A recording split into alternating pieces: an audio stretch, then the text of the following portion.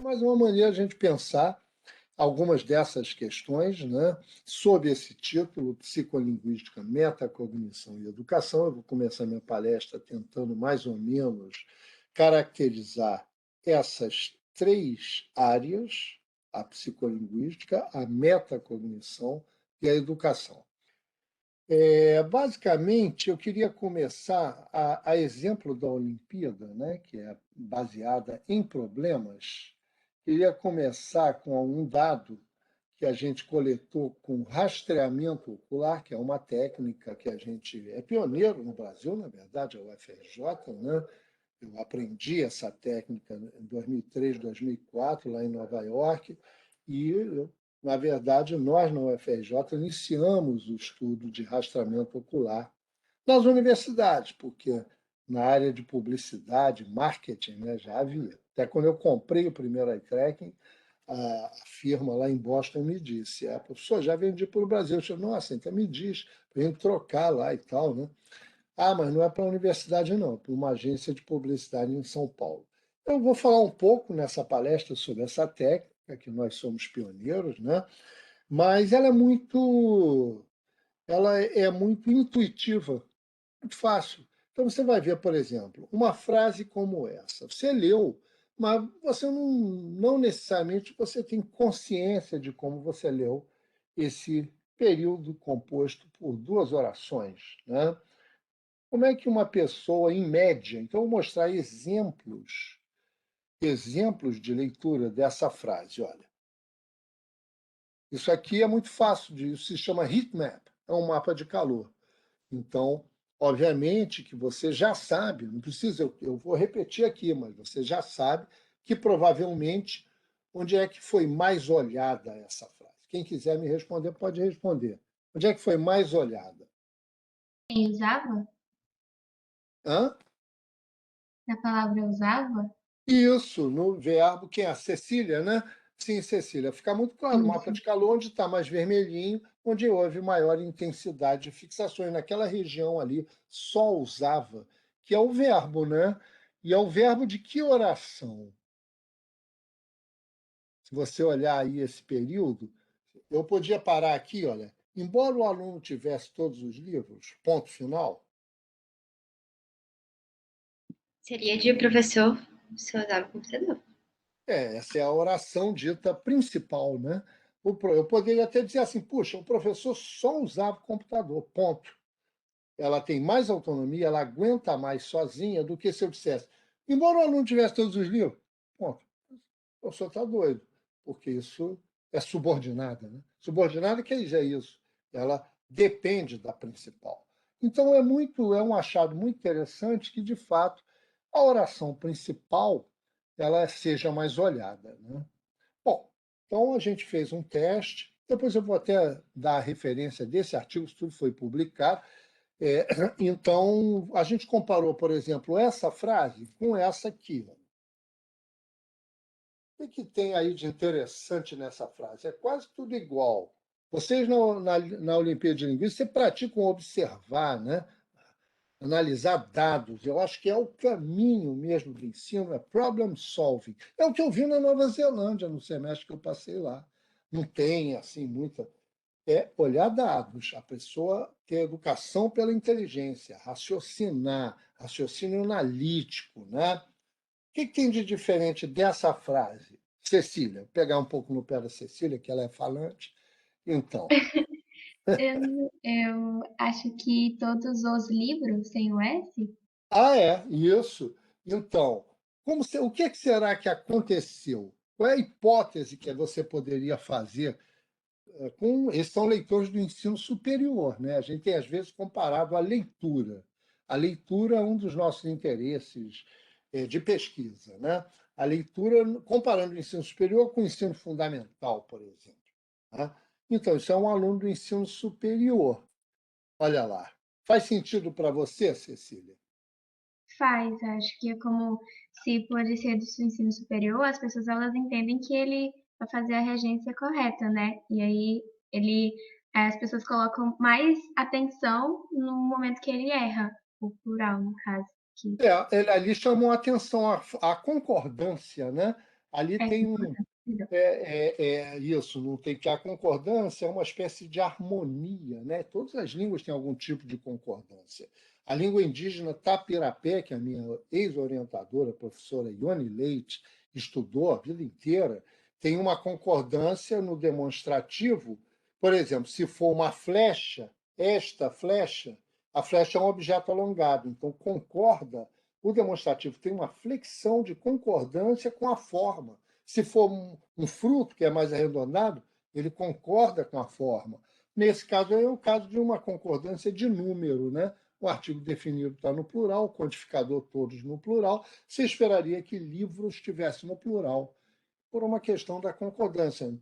Não é regra normativa. Né? Os linguistas, geralmente, não estão muito preocupados com regras. Eu, pelo menos, não estou com regras normativas. Né?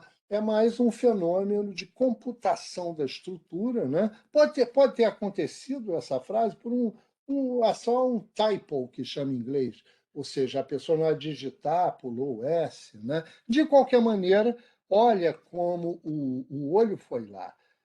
Os movimentos oculares, a gente não tem muita consciência, porque eles são muito rápidos. Dizem que os movimentos oculares de fixação são os mais rápidos que o corpo humano pode fazer, de 500 a 700 graus em um segundo. Então, ele não tem muita consciência. Né? Assim como a gente não tem consciência dos processos de digestão, né? Você comeu, jantou, então tem ácido clorídrico, está acontecendo, mas você não tem consciência. Só quando dói, né? Então, senão os fenômenos acontecem e a gente não tem muita consciência. Mas com o eye tracker, a gente é quase que uma fotografia, uma filmagem mesmo, literalmente, da leitura. Né? Então aconteceu isso. Agora, e nessa frase aqui? O que você acha? Qual é a predição? Qual é a hipótese? O começo. Hã? Né? O começo, né? Quem é que falou? Eu, Gabriela. Gabriela. Então, Gabriela, isso mesmo. A gente que tem um estranhamento ali, né? Esse estranhamento do verbo vai gerar uma leitura prototípica assim, ó, né? Então, a gente tem no centro uma frase bem formada do ponto de vista morfossintático. Concordância é um fenômeno morfossintático. E do ponto de vista semântico, né? Ter livro, tudo bem. Agora, comer livro. Então, parece que as anomalias sintáticas e semânticas são do mesmo tipo, né? Mas o eye tracker tem outra maneira de olhar os dados que é mais dinâmica do que o mapa de calor, que é o chamado gaze plot, que é o mapa das fixações. Vamos ver essas mesmas frases, como elas foram lidas, e vamos ver se a gente difere sintaxe de semântica. Olha só. Então tá. Essa daqui é uma frase bem formada, né? Sintática e semanticamente. Vamos ver como é que. Essa bolinha aí é a nossa fixação. A gente, a gente não desliza o olho, não. A característica do olho humano é que a gente fixa, refixa, fixa, refixa, fixa, refixa, porque a gente só consegue processar com acuidade visual plena 1 a 2 graus do campo visual. O meu campo visual pode cobrir até mais de 180 graus. A gente olha com rabinho de olho, estou vendo que tem um quadro ali e tal, mas não estou conseguindo ver, discernir, né? Computar forma, cor. Né? Então, se eu botar aqui no meu polegar, eu vejo bem, 1 grau aqui. Estou vendo com detalhe e tal. Agora, à medida que eu vou me afastando, vou vendo menos detalhadamente. Né? Então, aqui é a fixação foveal, que é a área lá da retina, que tem 30 mil células especializadas em fazer essa análise de forma, cor, profundidade, textura. 30 mil células em termos da biologia é pouco. Então, ela só consegue analisar 1 a 2 graus com esse grau de precisão. Por isso que a gente, para ler, a gente precisa fixar, refixar, fixar, refixar, para que a gente possa realmente computar o dado. Né? Então, olha lá. Geralmente, quando você liga assim, você pede para a pessoa, vamos fazer um teste, eu vou rastrear a sua leitura, depois eu te mostro. Eu até fiz isso numa feira da ciência da SBPC, foi o maior sucesso, levei o rastreador, né? e depois eu dava no pendrive, eu mandei por e-mail as leituras que as pessoas fizeram.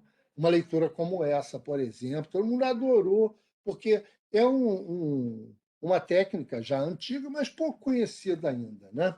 Então, vamos ver como é que ele leu. Olha, você viu que ele voltou? Dá uma olhada de novo no padrão de leitura. Leu, leu, leu. Chegou no fim. Ele voltou onde? Em que área ele teve fixações regressivas? Quem observou? Vou botar de novo. Fixação progressiva, tá vendo? Opa, releu. Em que área ele releu? Ele voltou para a oração principal, né? Para o começo da oração Só para a principal. oração principal, a outra já estava, não precisou computar. Olha como a oração principal. Eu vou falar nessa palestra mais adiante um conceito importante, que é o conceito de gist. A psicolinguística da leitura estuda o gist. Gist é uma palavra do inglês, mas ela também está ligada com o verbo jacere, do latim jazer, é onde jaz o mais importante. A gente recebe tanta informação hoje, né, que a gente leva para casa uma parte e não leva a outra, né? Então, o objetivo da leitura é extrair o gist, extrair a essência. Tem muita coisa. Ficar muita coisa, você se perde na miríade. A cognição humana é seletiva. Então, a gente quer encontrar a informação mais importante de muita coisa que a gente lê. Né? E as pessoas geralmente não sabem extrair o gist, se perdem na grande, principalmente no momento que a gente vive hoje, né? Organização Mundial de Saúde, o ano passado, chamou o primeiro Congresso Mundial de Infodemiologia, Infodemiology, porque como tem uma pandemia que exige vigilância epidemiológica, a gente está numa infodemia, excesso de informação de baixa qualidade, é fake news, é manipulação, que exige vigilância epistêmica, vigilância de conhecimento, senão a gente dança, como aí uma boa parte do Brasil tem sido manipulada. Então, eles chamaram esse congresso o excesso muito grande de informação, informação de baixa qualidade, e a gente tem que ter uma capacidade de analisar a informação, capturando o que de fato importa, ler as entrelinhas, não só as linhas, o que deixou de ser dito, o que podia ser dito, né? E o eye tracker é um microscópio de processos visuais, não só da leitura, mas da visualização de cenas dinâmicas, até de vida real. Nós não temos esse, mas é um óculos, por exemplo, e onde quer que você olhe, se você estiver usando, vai ficar filmado onde está a sua atenção, quantos milésimos de segundo foi, para onde voltou, né? A propaganda usa isso, acho que vou mostrar mais adiante. Bom, ele leu e voltou na oração principal. Essa é uma frase que não tem nenhuma anomalia, nem sintática, nem semântica. Agora vejamos essa. Essa é aquela que tem um Szinho de menos ali da concordância. É um fenômeno morfossintático a concordância, né? Sintático, porque ele está entre elementos na frase, então é sintaxe, e morfo, porque ele tem implicação na forma, no S de plural, né? Olha lá, então, como é que ele leu. Olha só, me diga uma coisa interessante sobre esse padrão de leitura. Presta atenção, vou botar.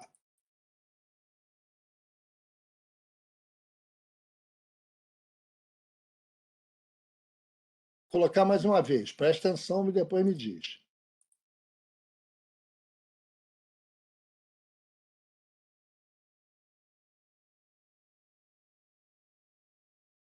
Então, quem tem alguma coisa interessante para me dizer sobre a análise desse padrão de leitura capturado pelo rastreador ocular?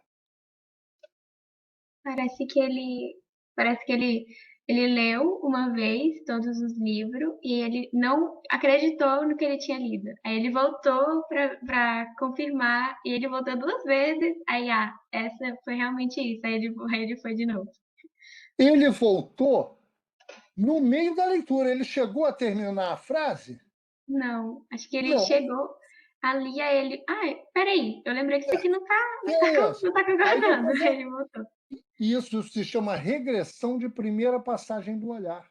Bacana, você viu certinho. Agora vamos ver a outra frase. Ó. Essa que o problema é aqui semântico. Vamos ver o que acontece.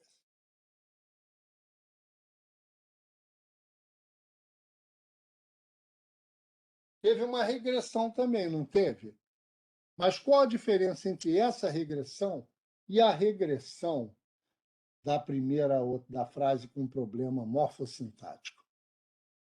Vamos botar de novo aqui. Ó.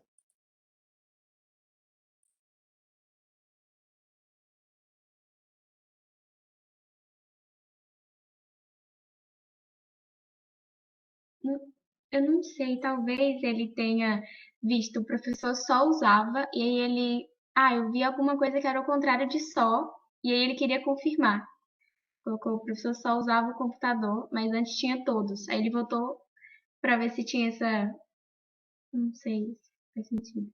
Ele voltou, mas diferentemente da frase com o problema morfossintático, aqui é um problema da seleção semântica, porque geralmente a gente não come livro, né? Então, pode até usar metaforicamente, esse cara devora livro, né? Mas, no sentido literal, comer livro causa um estranhamento, e de fato causou, porque ele voltou naquela área. Mas ele voltou com uma regressão de primeira passagem do olhar? Vamos ver mais uma vez.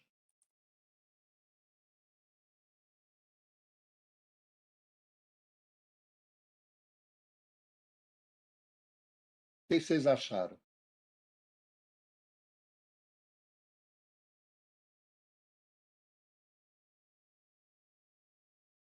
Parece que ele tá indo de trás para frente. Tipo, Ele leu a frase toda. E aí é que ele voltou para a área problemática. Então, tem uma diferença na computação morfossintática e a computação semântica. A computação morfossintática parece que ela dispara um processo mais rápido do que a semântica. Ele até aceitou, vá lá, com o meu livro, mas depois ele voltou. Foi isso mesmo? Né? Enquanto que no Todos, lembra que ele não tinha nem terminado a frase, ele já voltou na área crítica. Isso tudo nos dá. Olha a outra aqui, quer ver? Esse aqui também é outra pessoa.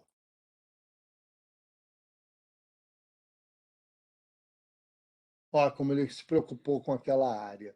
Mas ali é a fixação 13, 14, né? Ele foi até lá, olha lá. 1, 2, 3, 4, 5, 6, 7, 8, 9, 10 no fim, aí é que ele voltou.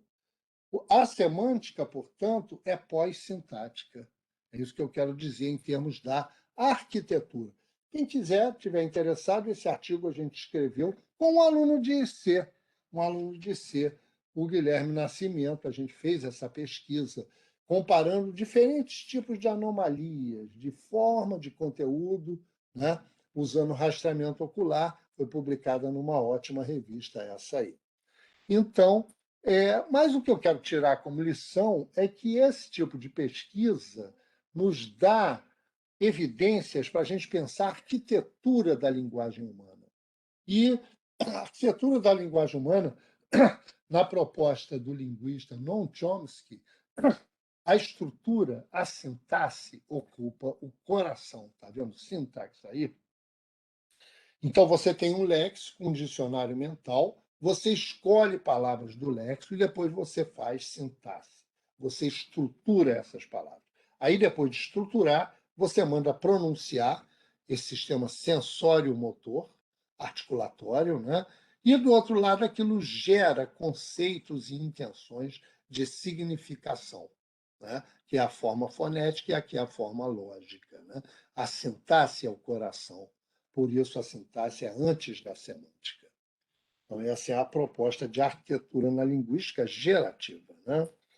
E é esse modelo que o Chomsky publicou aí, de a mesma coisa que está ali. Primeiro, as regras sintáticas, depois você vai externalizar, tem pronúncia, pode ser sensório e motor, que tem língua de sinal. Né? Língua de sinal é uma língua, só que não é com som.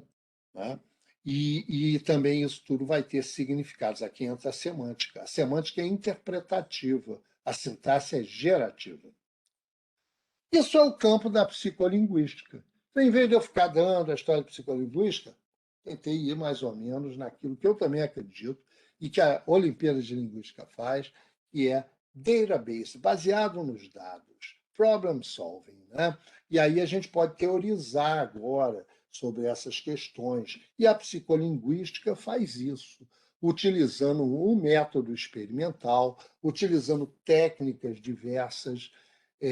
De todas as especialidades da linguística, a psicolinguística tem muita experiência com o método experimental. A psicolinguística moderna ela começa ali na metade do século XX, quando o behaviorismo, estou falando do behaviorismo, isso aqui é um dos grandes nomes do behaviorismo, que é o Skinner, né? Ele fazia uns testezinhos com rato, eles achavam que a mente era vazia, que tudo vinha de fora. De certa maneira, o homem seria produto do meio, né? E era tábula rasa. Ou era tábula rasa ou caixa preta. Tábula rasa é no sentido de que não tem nada na mente. Então, temos que ver o estímulo e a resposta comportamental ao estímulo. E caixa preta, tudo bem, se é que tem alguma coisa ali, não dá para estudar. É fechado, é encapsulado. Né? Então, essa doutrina behaviorista dominou na primeira metade do século XX, baseado nos estudos desse homem aí, que é o Pavlov. Ele fez aquele, ganhou o prêmio Nobel em 1910 com a pesquisa sobre fisiologia animal. Mostrava a comida, o animal salivava. Tocava assim, o animal ficava olhando, mas não salivava. O estímulo não despertava a resposta de salivação. Agora, toda vez que ele dava comida num grupo de animais, ele tocava o sino. Comida, sino, comida, sino.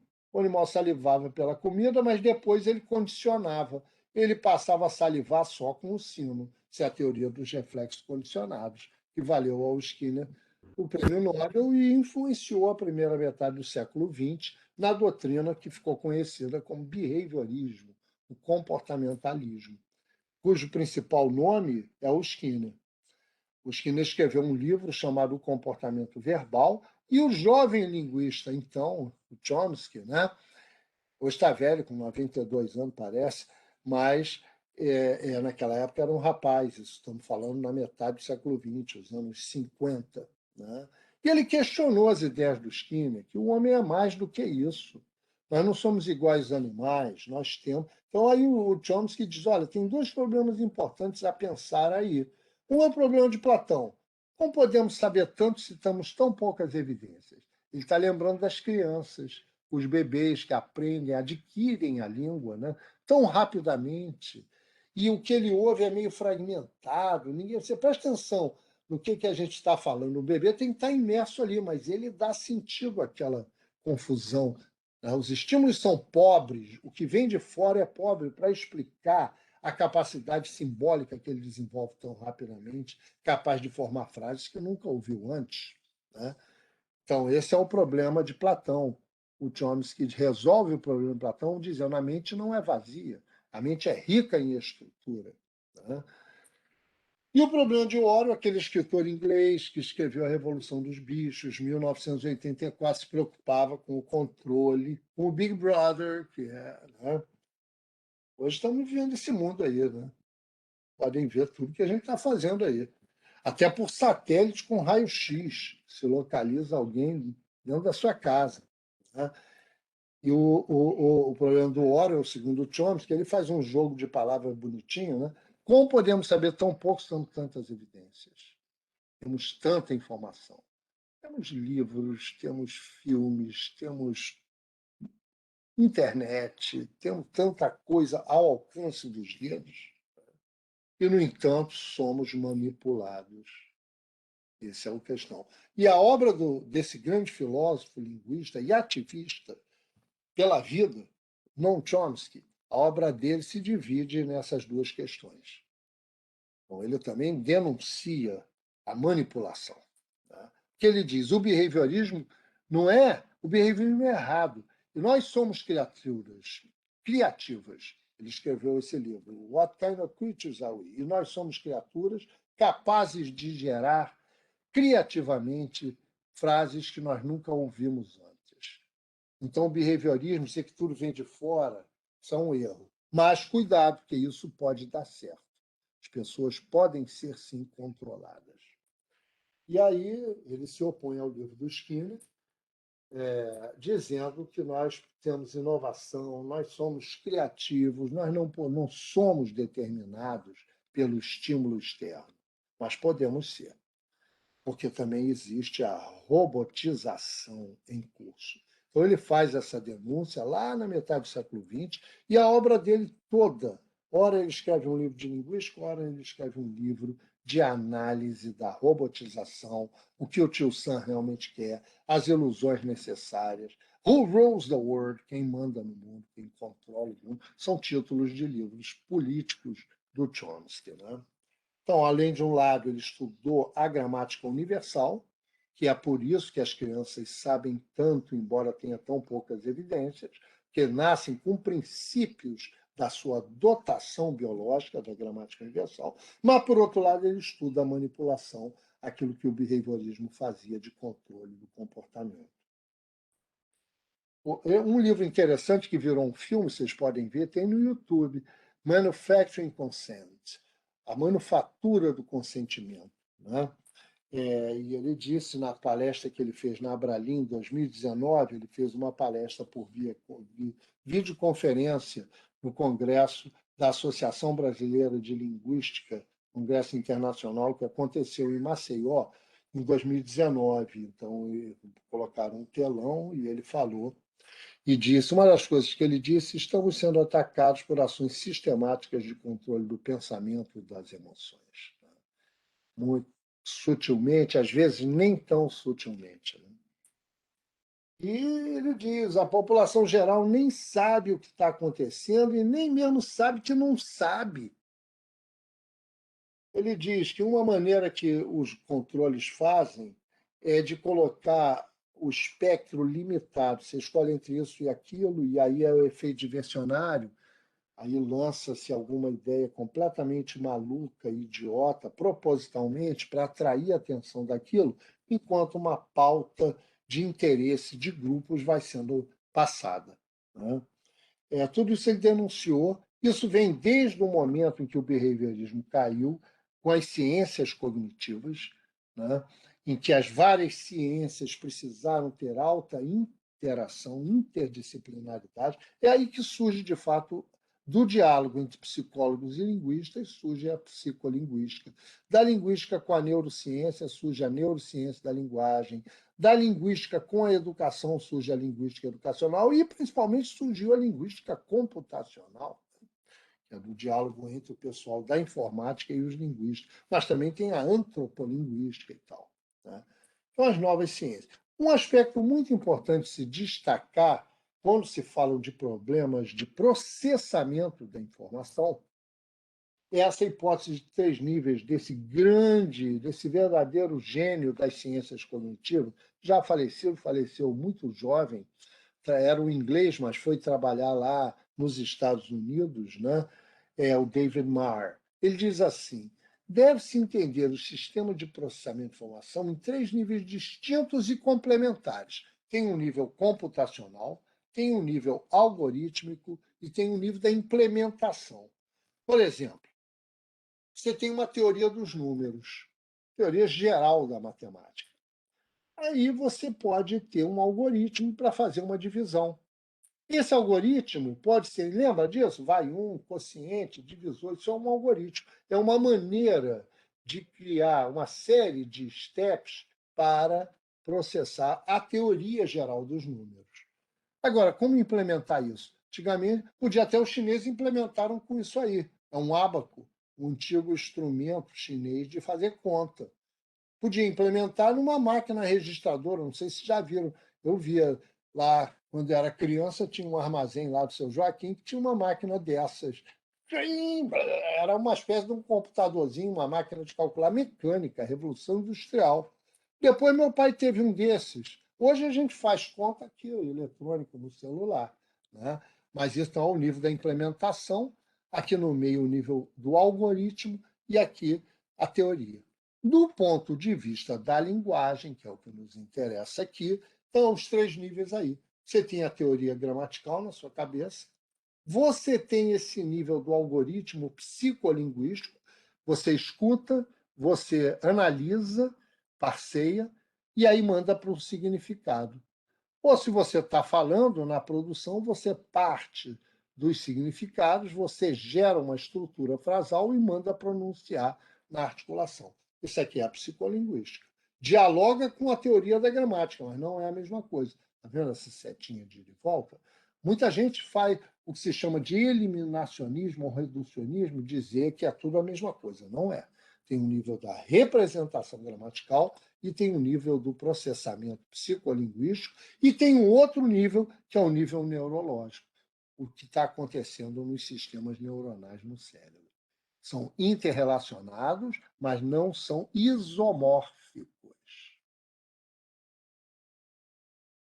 Por exemplo, olha, você pode estudar leiturabilidade. Olha essa frase. Não é uma frase muito simples, não. Opa, vamos ver. Tem uma série de orações relativas encaixadas à direita. Vamos ver mais um dadinho de eye tracking.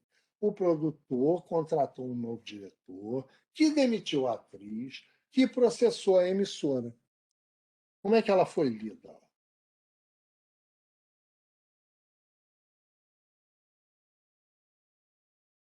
Foi lida com 13 fixações. Você observa que geralmente essa fixação final é um pouco maior mesmo, tá vendo? Durou mais. A bolinha maior significa o tempo que a pessoa fixou ali. Porque no fim você não está lendo só a palavra a emissora. Depois de você ir computando as palavras, você chega numa fase que a psicolinguística chama de wrap-up, o embrulho final, né? Aí você tem que pegar, tá, deixa eu entender. Isso geralmente é maior. Foram 13 fixações. É comum que a primeira seja mais ou menos no meio, que você fala, ó, vai aparecer uma frase, você lê, aí ele foi lá para o início para ler, tá vendo? Aí veio lendo, veio lendo, veio lendo, nem teve regressão, mas com essas mesmas palavras, se estruturado, olha a sintaxe como é central. Eu vou estruturar de outro jeito, com o mesmo conjunto de palavras. Olha só. As mesmas palavras estão aí. Só que agora, olha como eu estruturei. Isso se chama encaixe central, ou center embedding. A atriz que o novo diretor, que o produtor contratou, demitiu, processou a editora, a emissora. Nossa, é difícil de processar, mas está bem formada do ponto de vista da teoria gramatical. Mas é difícil de processar. Olha só como foi mais custoso a leitura dessa frase, foi mais custosa.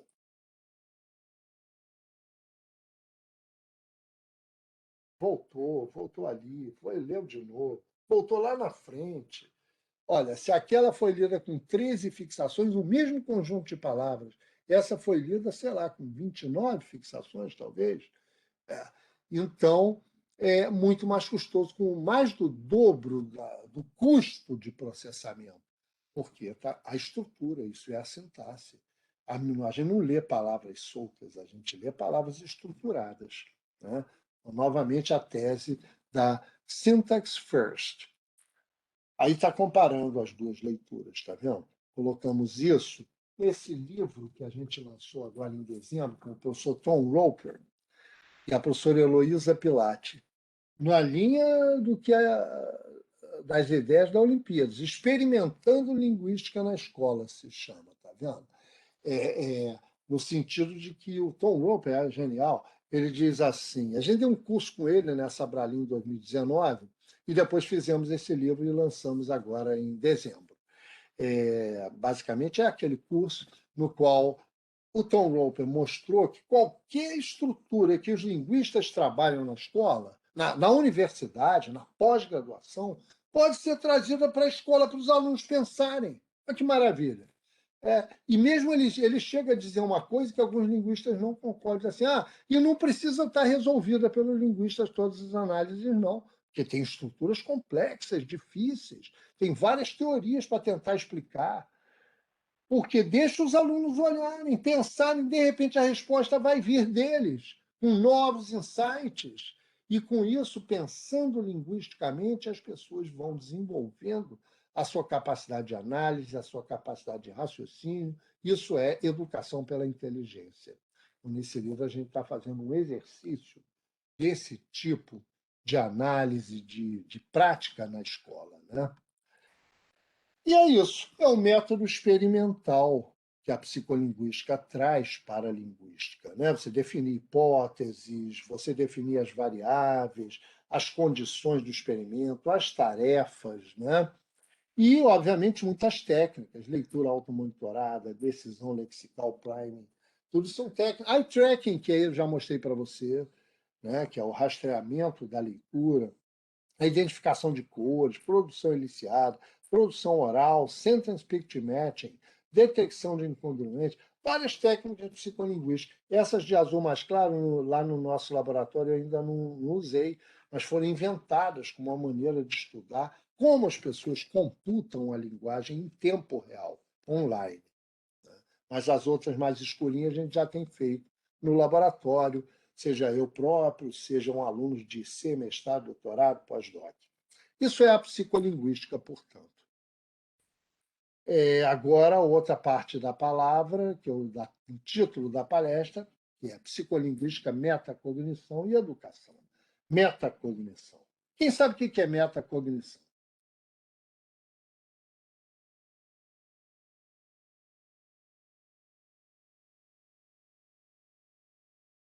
Chuta, o que você acha?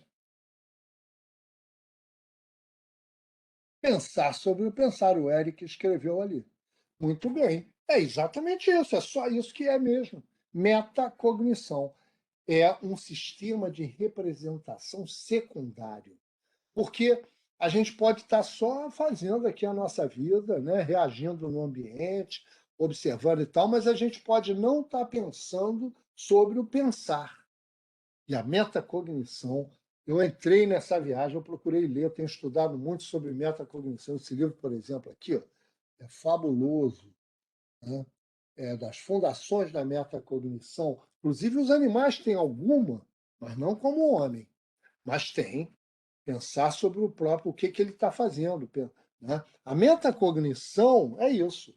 É uma representação de segundo nível. Né? Você vai ter sistemas de representação secundária. Não só agir no mundo para satisfazer suas necessidades, mas dar um passo atrás e ver o que você está fazendo. Se colocar no lugar do outro, por exemplo. Empatia. Empatia é um processo metacognitivo.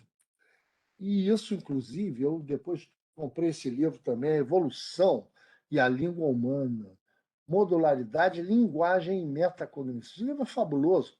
Ele mostra que essa capacidade metacognitiva talvez tenha sido o elo perdido. Sabe que nos estudos da evolução biológica e da evolução do homem, né? Lá do início, tem um momento que a gente. O que aconteceu? Que, de repente, isso é um chimpanzé. Ó. A nossa genética é muito próxima do chimpanzé. O chimpanzé é de todos os primatas o mais perto do Homo sapiens é o chimpanzé. Como é que aconteceu que, de repente, o chimpanzé não teve o mesmo desenvolvimento que o Homo sapiens teve? Talvez seja por causa do que diz aí, olha, as origens da consciência autorreflexiva. Né? Foi isso que fez a diferença. Num dado momento, o macacão que só agia ali, tentando satisfazer suas necessidades, fome, frio, reprodução, né? Ele deu um passo atrás, e esse passo atrás levou também a se colocar na perspectiva do outro. Isso é empatia. Isso causou uma transformação profunda, profunda e que separou os Homo sapiens dos primatas. Né? Embora eu acho que hoje em dia tem muita gente que não completou essa evolução, sério, sério mesmo. Tem muita gente que não tem jeito, que não consegue ver além do seu umbigo, não quer ver, não consegue. Tem mesmo. Hoje é um problema que eu vejo que a gente está vendo hoje, um grande problema mesmo de completar a evolução, o potencial evolucionário do ser humano. Tem muitos que não querem ver, que ficaram presos dentro dos seus próprios limites, dos seus interesses egóicos. Né? Mas a metacognição nos permitiu esse salto. A recursividade, que é uma propriedade linguística, é um tipo de metacognição estruturado na linguagem. Então você pode dizer assim: a neve é branca, isso é de primeira ordem. Aí você pode dizer assim, o Tom acredita que a neve é branca. Ah, já é segunda ordem. Aí eu posso dizer, o Tom deseja que o Jim acredite que a neve seja branca. Olha quantas camadas hierárquicas tem aí de perspectivação. Né? Ainda tem quarta ordem e tal. Né? Você pode ir fazendo essas hierarquias, e a linguagem permite a gente estruturar isso. Os animais têm alguma metacognição, mas como eles não desenvolveram linguagem plenamente, tem comunicação, mas não a estruturação gramatical que nos permite pensar. Então, essa metacognição ela não consegue se estruturar no grau de detalhe que a metacognição humana permite. Né? A teoria da mente, né? Tem vários testes estudando a teoria da mente. Muitas pessoas diziam que a criança nasce sem a teoria da mente do outro e que só vai obter a teoria da mente do outro mais tarde, muito mais tarde, depois de 2 anos, depois de 25 meses. O teste era um teste offline. Aí você dizia assim: ó, vou contar a historinha mais ou menos, para testar. Você pode fazer se você tem um irmão de 24, 25 meses, ou mesmo mais, um vizinho. Você pode fazer esse teste muito simples. Você conta para ele a clássica historinha, diz assim: olha, o Joãozinho, o menino está ouvindo, hein?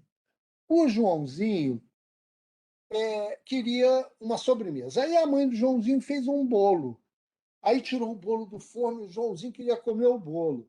Aí a mãe disse: ô Joãozinho, esse bolo está muito quente. Vamos botar esse bolo aqui no armário, vai brincar lá fora e depois, quando você voltar, o bolo já esfriou, senão você vai queimar sua boca. Aí você contando para a criança. Aí o Joãozinho foi lá para fora. Só que quando o Joãozinho estava lá fora, a mãe dele pensou assim: ah, já já o Joãozinho vai voltar para comer o bolo. Eu vou tirar o bolo do armário e vou botar na geladeira, que ele vai esfriar mais rápido. Aí você pergunta para a criança: quando o Joãozinho voltou, onde foi que ele foi procurar o bolo? Olha só, a criança sabe que o bolo não está no armário, é que ela pôs na geladeira, mas ela não é capaz de atribuir a falsa crença. Ela vai apenas achar. Muitas crianças dizem assim: ela sabe a resposta certa, ela fala rápido, vai procurar na geladeira. Mas ela não pôde, porque a criança não sabia, estava lá fora. Então, eles criaram a teoria da mente com base em testes assim, de interrogação, de interpretação offline. Mas depois, quando entrou o eye tracker, vou mostrar aqui o teste com o eye tracker, esse teste aqui foi fabuloso, ficou famoso na literatura lá na Universidade de Londres. Né? Eles mostraram que as crianças têm sim a teoria da mente do outro, através de eye tracking. Descobriram isso, uma descoberta, um breakthrough importante. Só que ela não consegue, talvez, estruturar linguisticamente ainda. Mas ela já tem. Então, o teste é feito assim. Olha. Vamos ver se você percebe. Ó, presta atenção, novamente aqui, observação de dados. Isso aí podia ser uma, uma questão da Olimpíada. Então, vamos olhar isso. Esse azul aqui é o olho da criança. Observa que é um bebezinho de 24 meses. Ele vai olhar. Vai aparecer um marionetezinho, vai botar a bolinha aqui, a criança segue. Você não vai ouvir numa certa hora, vai tocar uma campainha, mas eu acho que é baixa aqui. Aí essa moça vai olhar para lá. Você presta atenção como o bebê, presta atenção que ela não está olhando. E depois, o bebê, enquanto ela não está olhando, o marionete vai e tira a bolinha. E aí, mas você vai ver que o olhar antecipatório dela é onde ela acha que a moça vai fazer. Então, ela atribuiu sim face à criança. Esse aqui é fabuloso, eu sempre gosto de mostrar. Vamos acompanhar o processo de visualização da criança.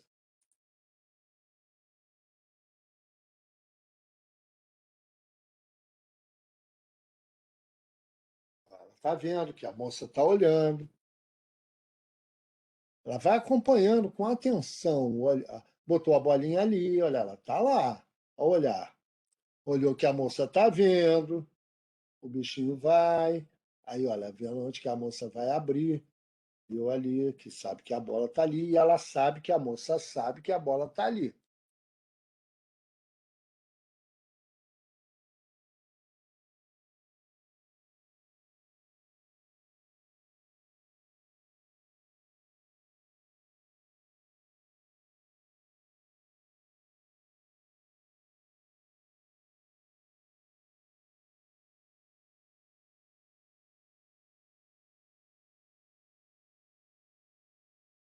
acompanhando, está bem ligadinha, 24 meses, monitorando o olhar, né? Através de um eye tracker de mesa, que captura o olhinho da criança.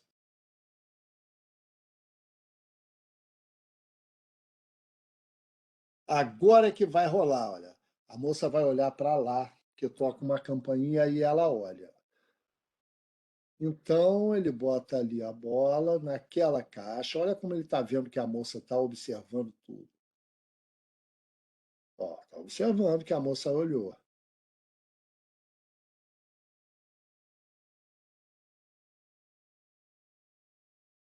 E tocou a campainha. Olha como ele está preocupado. E ela não está vendo. Ele olha lá, ele olhando que ela não está vendo. Aí, enquanto isso, o que acontece? Ela fica até com um olhar mais rápido. Tirou a bolinha e ela não viu que tirou. Ela não vai achar. Aí tirou. Agora olha o olhar antecipatório dele.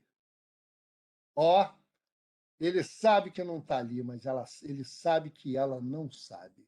Então ele já tem teoria da mente. Acompanharam? Então, isso é fabulosa essa pesquisa, ela mudou toda a literatura sobre teoria da mente com esses dados online de rastreamento ocular. Né?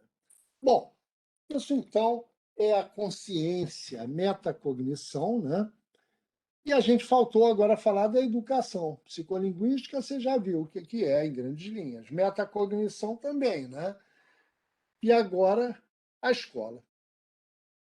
A escola não vai bem, não.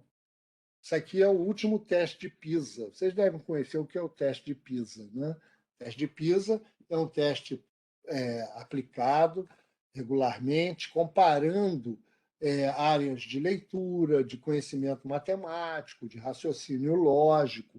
Os países que estão em verde são os países na parte que estão acima de 500, ou seja, são os que melhores desempenho, né? Canadá, tá vendo? A China, Nova Zelândia, olha só. Alguns países da Europa, não todos. Os laranjas são esses países aqui que estão no meio caminho, né? Rússia, Estados Unidos, não é lá esse top todo, né? Austrália difere um pouco da Nova Zelândia, Rússia é esse meio caminho. E os vermelhos são os piores. Onde é que está o Brasil? Vermelhão. Ó. Aqui. Ó. O Brasil, nesse último, ficou em 66 lugares. Lugar 66. Né? Naquela rabeira final, as crianças no Brasil é baseado em torno de 15 anos, deveriam estar no ensino médio, deveriam ser capazes de raciocínio lógico, de leitura, né? De raciocínio matemático básico, e não são. Então, a educação no Brasil, infelizmente, o Brasil, no ranking de status do professor também, está muito mal o Brasil. O Chomsky já dizia, né, que a educação é um sistema de ignorância e ignorantização imposta. Né? Essa é que é a verdade. Né? O nosso Darcy Ribeiro já dizia há muito tempo, a crise da educação no Brasil não é uma crise, é um projeto. É um projeto da elite do atraso, porque se as pessoas pensarem muito, dificilmente serão manipuladas. Né? E é o que nós temos visto aí, né? Tempo de aula de filosofia, de sociologia, né? Todo um grande projeto de ignorantização nas escolas. E isso está muito claro quando a gente vê os investimentos, né? Investimento vinha crescendo até mais ou menos 2014, e hoje vai derrubado investimentos na pesquisa, CNPq, na CAPES, no Fundo Nacional de Desenvolvimento de Ciência e Tecnologia, né? É um processo de ignorantização em curso e cortando investimentos. Né? Hoje mesmo, a reitora da minha universidade, a UFRJ, escreveu um artigo no jornal mostrando 40% de corte, que vai inviabilizar o funcionamento da universidade, onde o conhecimento é produzido, onde a ciência é gerada, num momento que cada vez mais claro que se tem algo que pode nos salvar é o conhecimento científico. Né? Mas é o mundo que a gente está vivendo. Espero que possamos superar isso antes que seja tarde demais. Né? Então, a educação é cara, mas a ignorância, como diz o Derek Bock, é mais cara ainda. Né? Então, temos uma escola que, na verdade, deseduca para controlar, infelizmente, com raras exceções e brilhantes exceções, né? Mas isso é a norma no Brasil. Por isso, nossos resultados estão ruins. É isso, achar que linguagem é estudar gramática, decorar regras, expressou a mentalidade no Brasil. Olha, eu viajei bem pelo mundo, viu, na minha carreira.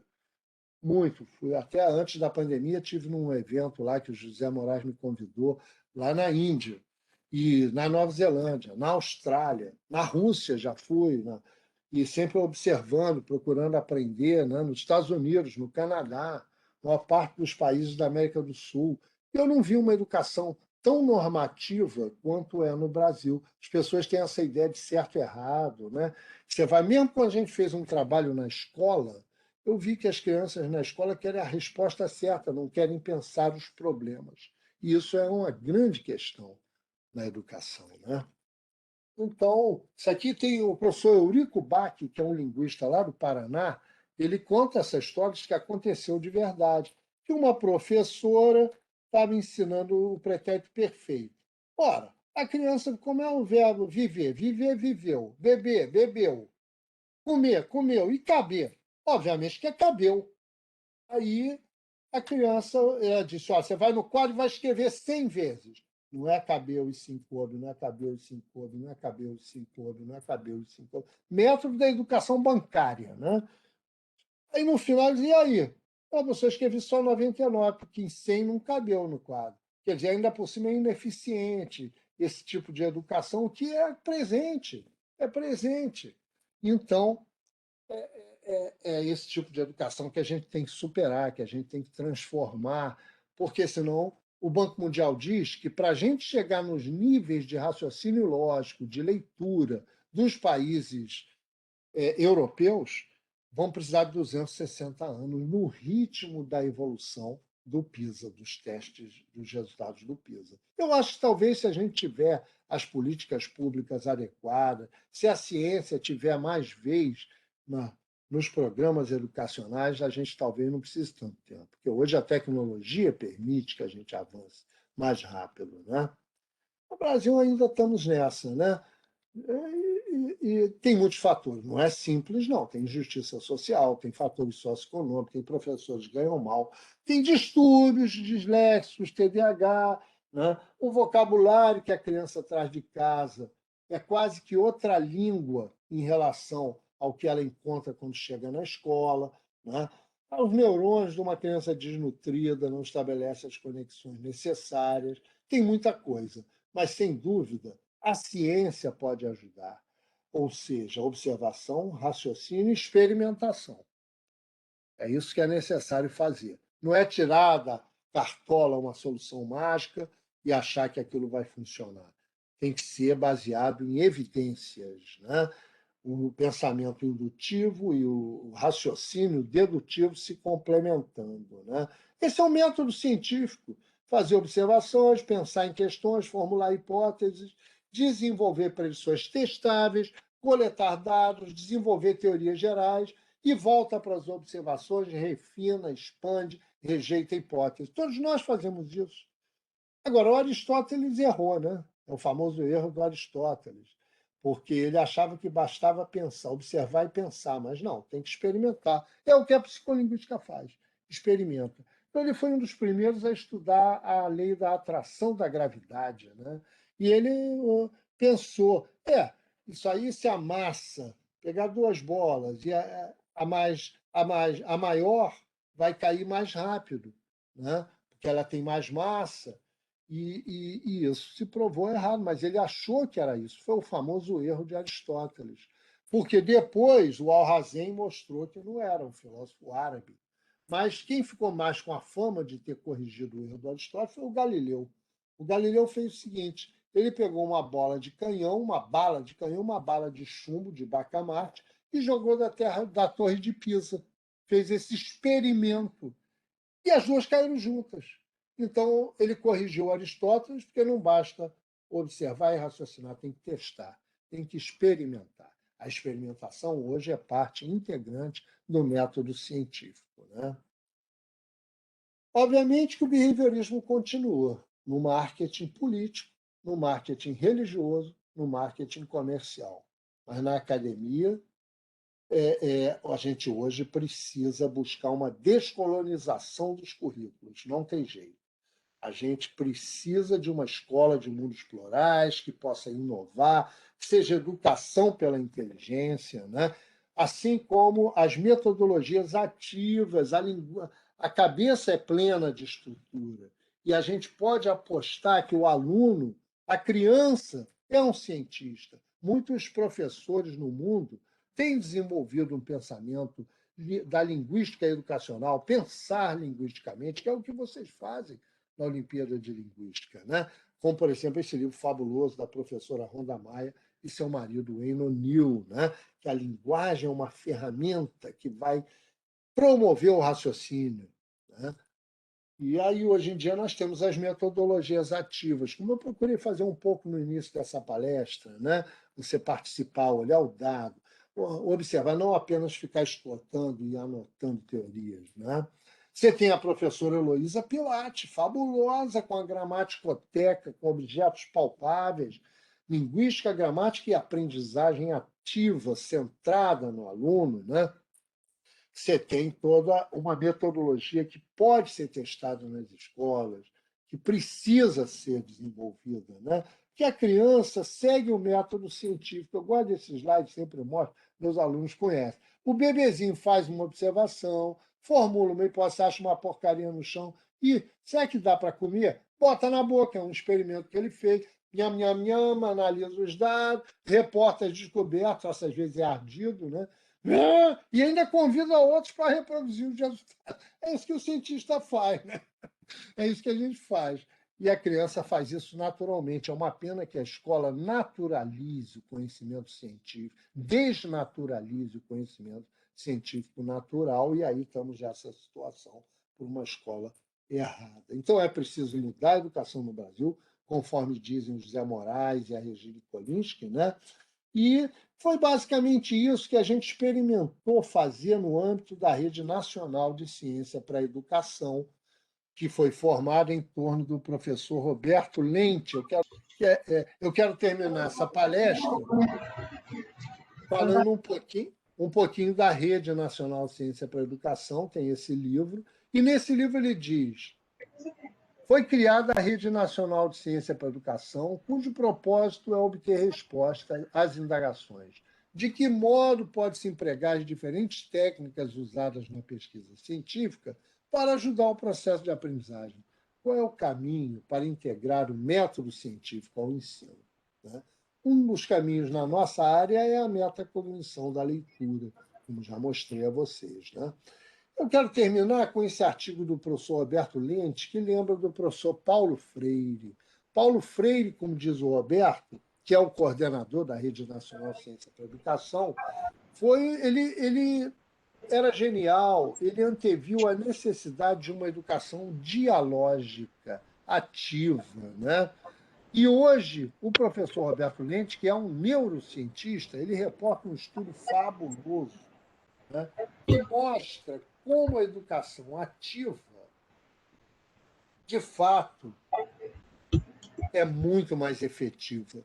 Então, eles fizeram um experimento que ele reporta nesse artigo aqui, né, usa com a técnica de eletroencefalografia, tá vendo? Todo mundo está vendo o que está acontecendo com os eletrodos e tem um professor dando aula. Se o professor for aquele professor tradicional que fala, fala, fala, e os alunos são passivos, só ouvem, acontece uma coisa. Mas se for uma aula em que os alunos participam ativamente engajados, as ondas cerebrais chegam num ponto de sincronicidade que o Roberto Lente, que fala sobre esse artigo, chega a ficar emocionado. Ele diz o seguinte, que é uma prova preliminar, mas demonstrou vários momentos em que o mesmo clique acontecia no cérebro da aluna e da professora, né? Talvez seja ali uma técnica chamada hiperescaneamento cerebral. As metodologias ativas, em que o aluno pensa junto, em que o aluno resolve problemas ativamente, como vocês fazem na Olimpíada de Linguística, é muito mais efetiva e as ondas mentais sincronizam com as ondas uns dos outros. Então, o Roberto chega a falar, talvez seja o momento do aprendizado que agora a gente fotografa com a eletroencefalografia. Mas, obviamente, que o Paulo Freire não conhecia essa técnica, é recente, mas a sua generalidade anteviu a necessidade de dotar a educação tradicional, formal e unilateral, de uma conotação dialógica, interatividade entre alunos e professores, alunos entre si. Aí o professor conclui: o trágico é que ainda não nos convencemos disso. Na maioria das escolas e universidades, o protocolo é conservador. Um professor à frente da lousa, deitando falação, e alunos passivos sentados em fila, pensando se sabe lá em quê. Então, basicamente, eu vou parar aqui. Tem muita coisa que a gente tem feito, pensado, desenvolvido, mas espero ter dado alguma, o que a gente fala em inglês, food for thought, né? Um pensamento para a gente refletir. Certamente não falei novidades, principalmente para vocês, engajados em resolver problemas de linguagem, já estão praticando essas ideias, né? E o caminho para desenvolver plenamente o ser humano é por aí, não na decoreba, não em currículos com banco, tem que fazer blá, blá, blá, blá, blá. A gente, no novo normal, vai ter que ter coragem de jogar fora a maioria das coisas que se fazem nas escolas, se queremos, de fato, ter cidadãos pensantes no terceiro milênio e não repetidores de besteiras. Eu ouso dizer que a maior parte das coisas que se faz na escola é um besterol que não leva a nada, só nos leva a ficar nas últimas posições nos exames comparativos internacionais. Tem todo esse caminho. A gramática é uma ciência. Pensar linguisticamente, né? E aí nós desenvolvemos algumas propostas. Eu tenho escrito sobre isso. Por exemplo, nesse próprio livro a gente escreveu sobre essas ideias, né? Mas aqui gostaria apenas de ficar nesse ponto. Obrigado.